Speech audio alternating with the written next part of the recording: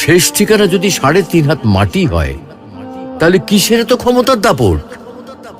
ভোর 5টায় মৃত্যু, সকাল 6টায় জানিয়ে দেওয়া হবে মাইকে, 8টায় শেষ গোসল করানো হবে, 9টায় তোমাকে নতুন কাপড়ে সাজানো হবে, জোহরের নামাজের পরে তোমার আলিশান বাড়ি থেকে বের করে নিয়ে যাওয়া হবে, 2টায় তোমার জানাজার নামাজ পড়ানো হবে, 2:30টায় তোমাকে কবরে নামিয়ে ফেলা হবে।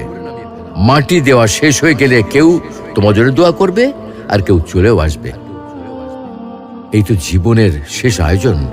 তো কিসের তো অহংকার, কিসের তো ক্ষমতার দাপট? হ্যাঁ, ক্ষমতা কারোর জন্য চিরস্থায়ী নয়। অন্যায়ভাবে কাউকে ঠকালে একদিন ঠিক নিজেকেও ঠকতে হবে, এটাই নিয়ম। হ্যাঁ, এটাই নিয়ম।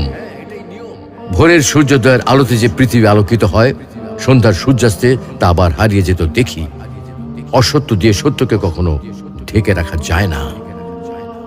প্রকৃতি বড়ই নির্মম। কবে, কখন, কোথায় কার উপর আঘাত হানে তা একমাত্র উপরওয়ালাই ভালো বলতে পারেন।